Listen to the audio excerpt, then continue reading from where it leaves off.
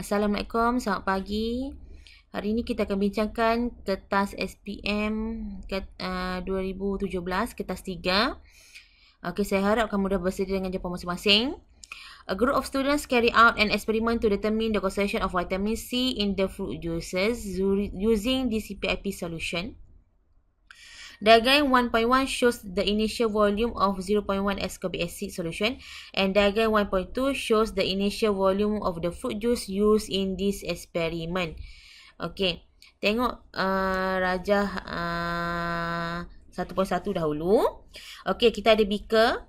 Okey, dalam beaker kita isikan dengan DCPIP solution. Okey, kita ada shrink. Dalam shrink kita isikan 0.1 ascorbic acid solution. Okey, kat sini awak kena perhatikan initial volume dia berapa. So, initial volume adalah 5 ml. Okey, rajah 1.2. Ascorbic acid dalam shrink ni akan digantikan dengan fruit juice. Okey, initial volume dia juga sama, iaitu 5 ml. Okey, the student carry out the following steps. Step 1. 1 ml 0.1 DCPIP solution is placed in a beaker. Step 2. 5 ml ascorbic solution is filled into the shrink. And then ascorbic acid is added drop by drop into the DCPIP solution inside the beaker tadi until solution become colorless. Okay. And then step 3. Okay, record the volume ascorbic acid solution is used in the table. Okay, step 4, repeat. Repeat by using papaya juice, guava juice and mango juice. Okay. Table 1 shows the result experiment. Okay, bila nak jawab soalan paper 3 ni, paling penting nak mula-mula jawab mesti cari MV, mesti cari RV.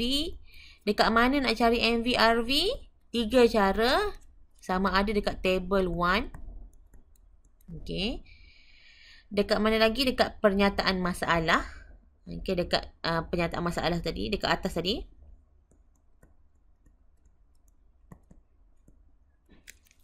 Pernyataan masalah. Dan yang ketiga dekat graf. Okay. Tengok table 1. Okay. Selalunya MV akan berada pada belah kiri. RV akan berada belah kanan. Okay, MV kat sini kita refer pada type of solution ataupun fruit juice. RV kat sini kita refer kepada volume of solution ataupun fruit juice to decolorize 1 ml of 0.1% DCPIP solution. Kalau nak jawab MV, RV, salin je semua yang saya highlight warna kuning ni.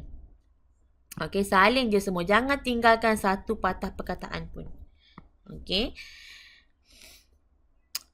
Okay, kita tengok yang pertama. Larutan ascorbic acid. Okay. Final reading. Final reading 4.0. Okay. Volume to decolorize DCPIP solution is 1.0.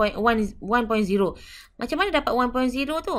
Ingat balik yang tadi yang kita highlight tadi dalam shrink tadi kita ada 5 ml kan? Okay. Jadi 5 ml you tolak dengan 4.0 ni. You akan dapat 1.0. Okay. Faham ya? Clear ya? Okay, papaya juice 3.4. So, tolak 5.0 tolak 3.4 dapatlah 1.6. Okay, seterusnya. Oh, guava juice 4.4, 0.6. Mango juice 2.0, 3.0. Okay, kat sini clear? Dapat semua betul? 3 markah kakak. Okey, 3 markah. Seterusnya. Okey, kenapa saya highlight guava dengan mango juice dengan warna kuning ni? Kenapa saya highlight? Sebab yang ini adalah numbering ataupun value yang paling highest dan juga lowest.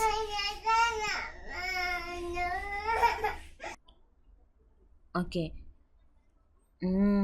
Pentingnya untuk tahu nilai yang paling tinggi, paling rendah sebab ia akan membantu untuk awak jawab soalan observation nanti.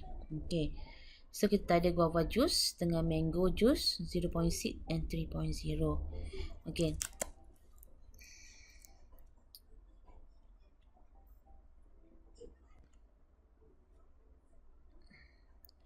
Okay. Okay, based on table 1, state 2 difference observation. Okay, macam mana nak jawab observation? Mesti ada hubungan antara, mesti ada MV dan juga RV, is, value dan unit. Okay, ini memang guna teknik, kena guna teknik ni. Kalau tak guna teknik ni, jawablah macam mana pun salah. Okay. Untuk observation pertama, saya guna volume yang rendah. The volume of guava juice to decolorize 1 ml of 0.1% DCPAP solution is 0.6 ml. Mesti ada unit. Tak ada unit, tak ada markah. Okay. Guava juice, MV. Volume decolorize of DCPAP solution, RV. Value 0.6, unit ml. Dia mesti ikut formula ni. Tak ikut formula ni, jawablah macam mana, memang tak akan dapat markah full mark 3 markah. Okay, observation 2. Isi padu jus mangga untuk melunturkan 1 ml larutan DCPAP solution 0.1 is ialah 3.0 ml. Okay, teknik pun sama, MV, RV, unit. Jus mangga MV, isi padu melunturkan 1 ml larutan DCPAP solution ialah itu adalah RV, 3.0 ml adalah unit. Mesti guna formula ini. Okay, barulah you dapat 3 markah. Kalau pelajar tu jawab the volume of guava juice to decolorize 1 ml of 0.1 DCPAP solution is less, more, increase, decrease. Yang tu hanya 1 markah. Dia tak lengkap. Dia mesti ada value, dia mesti ada unit. Okay. Baru you dapat full mark 3 marks lah kat sini. Okay, inference. Bila nak jawab inference, observation pertama untuk inference pertama. Observation kedua untuk inference yang kedua. Okay. Jangan terbalik. Terbalik pun salah. Okay. Kat sini saya ingin nyatakan dengan lebih jelas. Kalau observation awak salah, automatically inference tak akan dibaca. Contohnya observation pertama salah. Observation kedua, inference tak akan dibaca. Terus dapat kosong markah. Terus akan dapat kosong markah. Jadi observation ni memang penting, ikut formula, ikut tips yang diberi. Barulah barulah penanda boleh menanda untuk soalan inference. Okay. Untuk inference from observation 1, okay, untuk markah yang ni, markah pertama, guava juice contain more ascorbic acid. Markah yang kedua, due to the high concentration of vitamin C. Okay, inference untuk observation kedua, jus mangga mengandungi kurang ascorbic acid. Markah yang kedua, kerana kepekatan vitamin C yang rendah. Ada semua ni, dapatlah 3 markah. Okay, jelas ya? Observation salah, inference tak akan dibaca. Terus dapat kosong untuk inference. Penting untuk dapat markah penuh bagi observation. Barulah penanda boleh memberi markah untuk inference. Okey, soalan untuk C pula.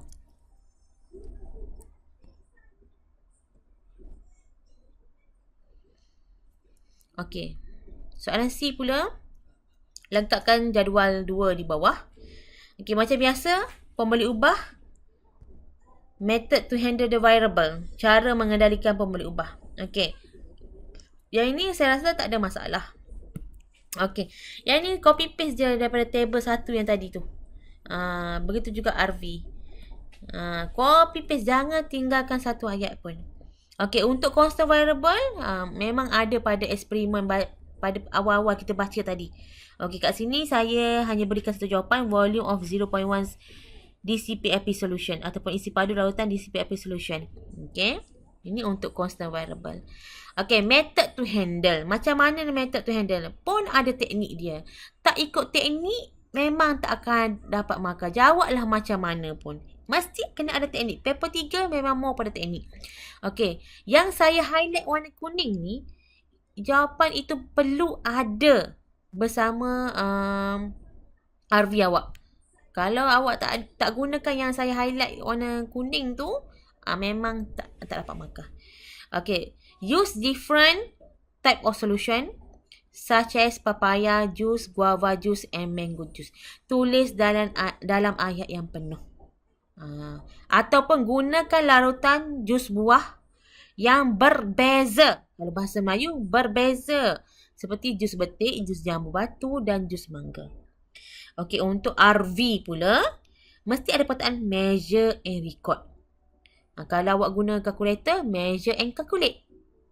Kena tengok apa atas soalan tu. Okey, measure and record volume of solution fruit juice to decrease 1 ml of 0.1% DCP solution using apparatus apa awak guna? Termometer ke? Ruler ke? Kalau dalam eksperimen ini kita guna shrink. So shrink lah. So measure and record, lepas tu apparatus dia. Okay. Constant variable, mesti keyword dia adalah use same. Use same volume of this PAP solution which is 1 ml. Which is 1 ml. Kalau bahasa Melayu, gunakan isi pada larutan this PAP solution yang sama, iaitu 1 ml. Barulah you akan dapat full mark 3 markah. Okay. Jelas ya setakat ni? Okey, soalan seterusnya. Hipotesis. Okey. Hipotesis kalau soalan yang macam ni mudah. Kenapa? Sebab dia guna compare je. Tak perlu gunakan semakin jika maka. Yang ini hanya comparison saja. Guava juice has the highest concentration of vitamin C compare mango juice and papaya juice. So dapat 3 markah. Okey, soalan E. Construct table. Okey, construct table. Perlu ada semua data ini baru dapatlah penanda boleh tanda. Kena ada data yang ini, kena ada wajib data yang ini, kena ada data yang ini. Okey. So, kat sini cikgu akan tunjuk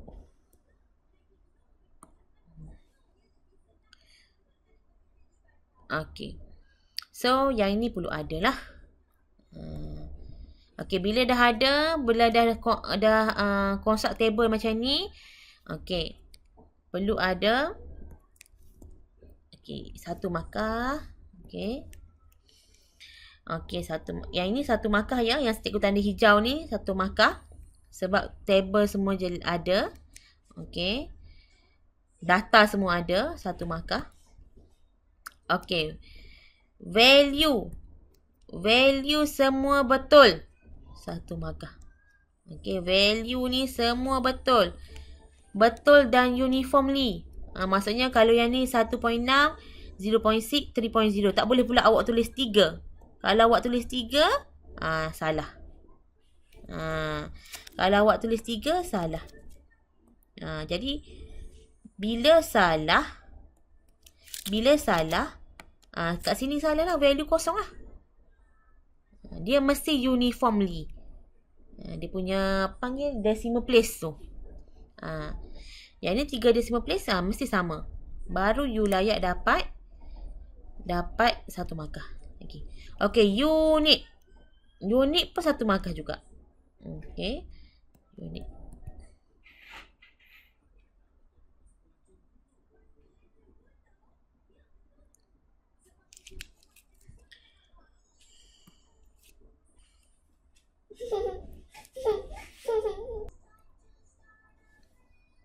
Okey, untuk soalan seterusnya, graph. Use the graph paper provided on the page 240 to answer this question. Using the data in 1E1, draw a bar chart. Okey, sekarang ni dia kata bar chart. of the concentration of vitamin C against the type of fruit juice. Okay. So tengok kejap. Kita tengok graf kita. Graf kat sini dah cantik. SPM yang latest ni, yang terbaru ni, memang dia dah bagi dia dah bagi tajuk, dia dah bagi memang dia sangat bantulah. Dia dah bagi MV dan juga RV. Jadi awak hanya konsult graf je. Tak perlu cari MV RV kat mana. Title pun tak perlu buat. Okay. So pastikan graf yang awak dapat, sebab dia suruh buat bar graph kan. So bar graph macam mana? Macam ni lah bentuk dia. Papaya juice, guava juice, mango juice. Pastikan apa tu, dia punya value kat sini seragam. Okay. Buat graf dengan kemas cantik, baru layak dapat 3 markah. Saiz graf mesti lebih daripada separuh kertas graf. Kalau kecil, hilang 1 markah. Kalau penanda tu lipat kertas graf tak sampai separuh, memang hilang 1 markah. Graf mesti besar dan lebih daripada separuh kertas. Okay, baru you layak dapat 3 markah. Okay, soalan seterusnya. Soalan F.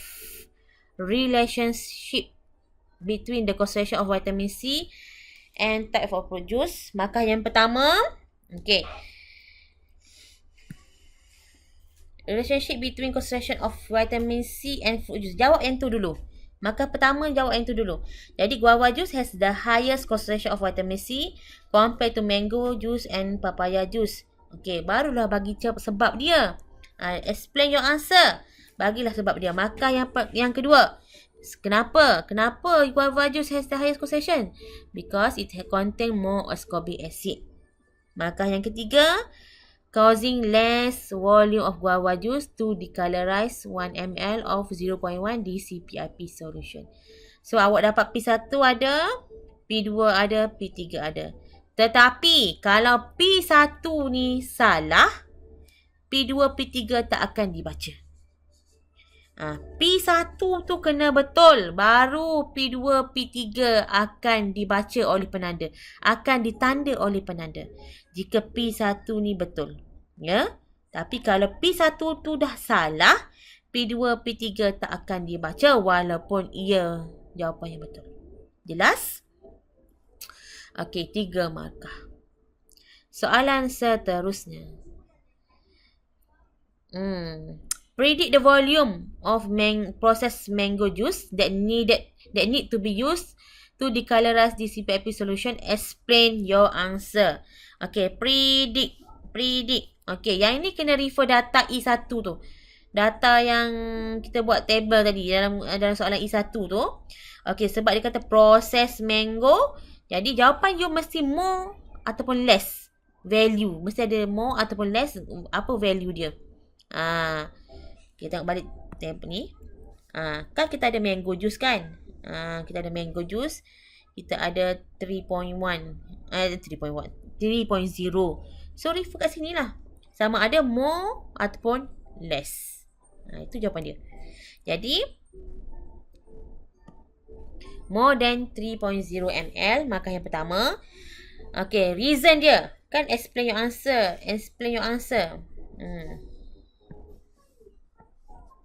So, explanation.